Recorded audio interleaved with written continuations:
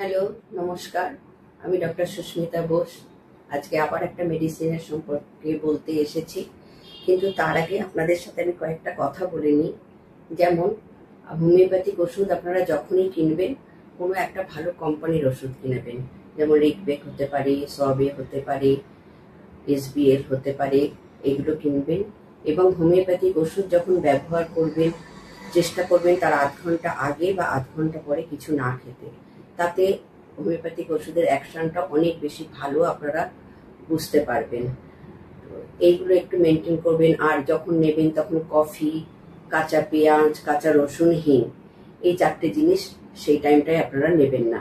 তাতে কিন্তু কাজ করতে হোমিওপ্যাথিক ওষুধের অনেক অসুবিধা হয় এবং আপনাদের কাজটা দেখতেও অনেক লেট হয়ে যাবে। তো আজকে এবার আমি মেডিসিন সম্পর্কে বলতে আরম্ভ করছি। আজকে যে মেডিসিনটা বলছি সেটা হচ্ছে ব্রায়োনিয়া 30।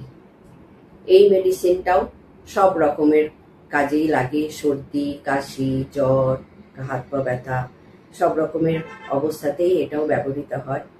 বিশেষত এই যে এখনকার যে ওয়েদারটা, যেমন দেখবেন এখন দিনের বেলা প্রচন্ড গরম, আবার রাত্রিবেলা কিন্তু সেই টেম্পারেচার কিছুটা কমে যাচ্ছে, রাত্রিবেলা একটু ঠান্ডা হয়ে যাচ্ছে। তো যখনই দেখবেন গরম ঠান্ডার সামঞ্জস্যটা থাকছে না, বা অনেক সময় এসি রুমে আমরা অনেকক্ষণ থাকছি, তারপরে হঠাৎ আমরা গরম জায়গায় বেরোচ্ছি, তো তাতে করে আমাদের সর্দি হয়ে যাচ্ছে, কাশি হয়ে যাচ্ছে।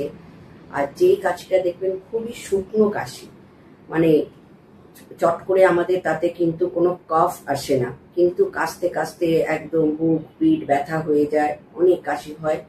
মানুষ বুকে হাত দিয়ে থাকে যে তার এত বুকে ব্যথা হয়। তো সেই শুকনো কাশিতে ব্রায়োনিয়া কিন্তু খুব ভালো কাজ করে।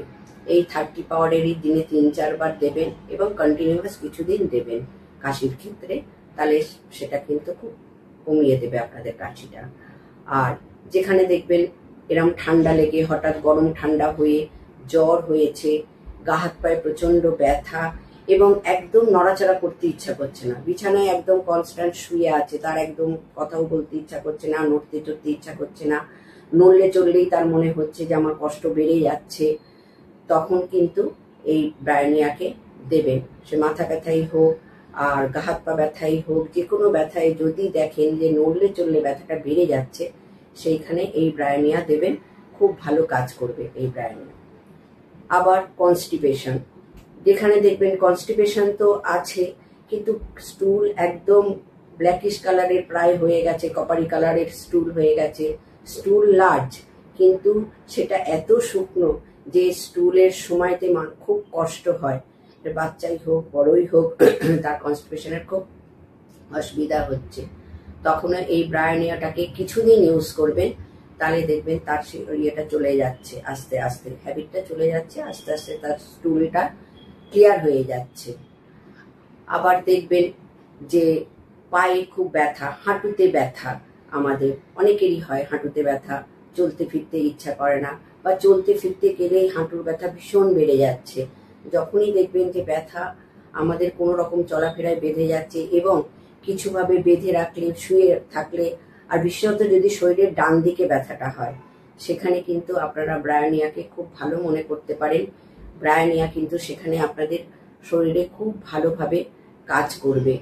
ব্রায়োনিয়ার মেডিসিনটা এই গরম আর ঠান্ডার ক্ষেত্রটা খুবই ভালো কাজ করে।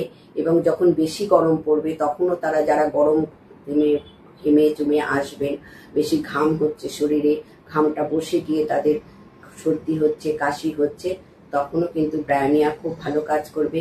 এবং যাদের খুব গলা শুকনো হয়ে যাচ্ছে, দেখবেন গলা এমন শুকিয়ে যাচ্ছে, কাশি হচ্ছে যে গলায় একটা জ্বালা জ্বালা ভাব এসে যাচ্ছে, তখনও ব্রায়োনিয়া খুব ভালো কাজ করে। যে কোনো জায়গা যদি দেখেন শুনে খুব শুকিয়ে যাচ্ছে, মনে হচ্ছে আমাদের জিভ শুকনো, মুখ শুকনো, তখন আর কিন্তু জল তেষ্টা আছে তার সত্ত্বেও কিন্তু আমাদের সব শুকিয়ে যাচ্ছে, তখন আপনারা ব্রায়োনিয়াটাকে ইউজ করবেন, তাহলে দেখবেন আপনারা খুব ভালো ফল পাবেন।